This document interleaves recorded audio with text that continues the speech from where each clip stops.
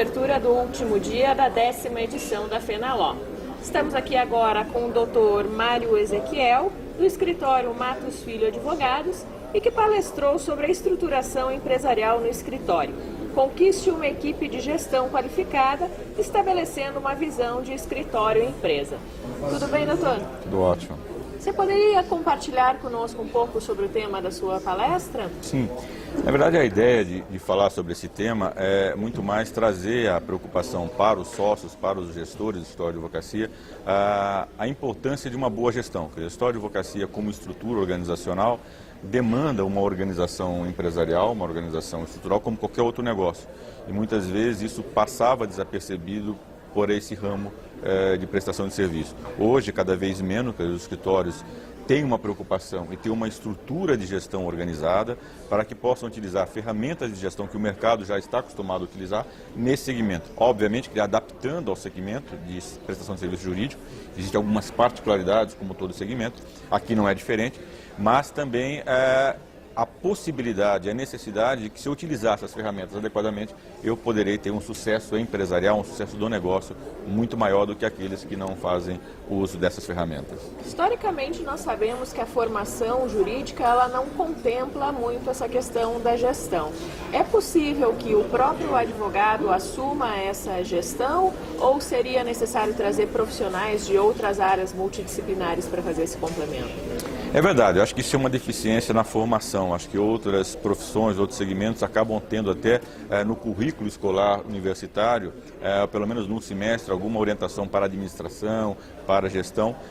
No ramo de direito, infelizmente, nem todas ou pouquíssimas universidades acabam abordando esse tema. Então isso não faz com que esse profissional tenha uma formação. Eu diria o seguinte, que o ideal é ter algum profissional qualificado. Como eu mencionei, os advogados normalmente não têm isso. Então, o ideal, talvez, em situações como essa, é contratar alguém que possa fazer esse serviço, né? Da mesma forma, eu costumo dar o seguinte exemplo, da forma que eu sou economista, não sou advogado. Se eu tenho que fazer um contrato, por mais simples que seja, o adequado é que eu contrate um advogado para fazer. Eu posso até tentar fazer, mas muito provavelmente não vai ficar com a mesma qualidade, posso cometer algum equívoco. O inverso é verdadeiro, quer dizer, eu sendo advogado e não tendo experiência em administração e gestão, é melhor eu contratar um profissional desse segmento, um administrador, um economista, um contador, para fazer isso. É importante, isso não inviabiliza que um advogado possa fazer, desde que ele se qualifique para tal, que ele goste de fazer. Esse é outro ponto importante, muitas vezes o advogado não gosta disso. Ele não estudou para isso, ele estudou para advogar, para ser advogado. Portanto, administrar para ele acaba sendo um ônus. Então ele vai fazer uma coisa que não gosta, sem ter a capacidade, a experiência para fazer isso.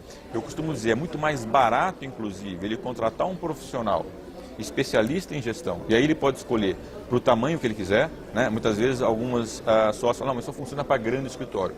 E eu digo que não, a gestão, a administração funciona para qualquer tamanho, para um grande, para um médio, para um pequeno, para um micro. O que diferencia é o grau de sofisticação, o grau de complexidade que essa gestão vai demandar. Mas em qualquer uma dessas estruturas, eu tendo um profissional adequado àquele tamanho, pode fazer isso. Então, eu diria o seguinte, na grande maioria das vezes é preferível contratar um profissional. E o advogado ou o sócio vai fazer aquilo que ele sabe fazer e que ele gosta de fazer. Portanto, ele vai fazer bem feito, ele vai ter prazer e ele vai ter alguém fazendo o papel de gestor de administração, sendo executado por alguém que gosta, sabe fazer e se sente motivado. O único parênteses que eu faço é exatamente isso. Isso não inviabiliza que um sócio faça, mas com essa condição, que ele goste de fazer e que ele esteja de fato qualificado a exercer essa função. E em relação à FENALO, o que representa isso para o mundo jurídico, apesar de você ter outra formação, essa interação entre áreas? Como você vê esse evento? Eu acho que a FENALO é um marco no mercado jurídico brasileiro. Eu estou desde o começo aqui, né, fui um dos que ajudou a organizar, né, a primeira FENALO, quem organizava era a Ana Luísa Boranga, e na época a gente até tinha montado o CEAI, o Centro de Estudo e Administradores de Escritório de Advocacia. Eu sou um dos fundadores, participei da primeira FENALO, das 10, eu acho que eu participei de 8 como palestrante. Eu acho que isso é um marco. É a oportunidade que a gente tem, uma das maiores feiras no mundo, a gente tirando a dos Estados Unidos, que é gigantesca, no mundo jurídico a FENALO é uma das maiores, e a possibilidade, inclusive, de introduzir no segmento jurídico essa preocupação de trazer temas voltados à administração. Os escritórios no Brasil têm crescido muito, essa preocupação com a gestão se desenvolvido muito, existe uma carência de profissionais, porque antigamente só os grandes escritórios tinham isso. Hoje a gente observa que fora, inclusive, do eixo Rio-São Paulo, pelo Brasil afora, já existe essa preocupação em ter uma boa administração, em ter profissionais qualificados. Vários sócios, vários advogados vêm se atualizar para entender isso.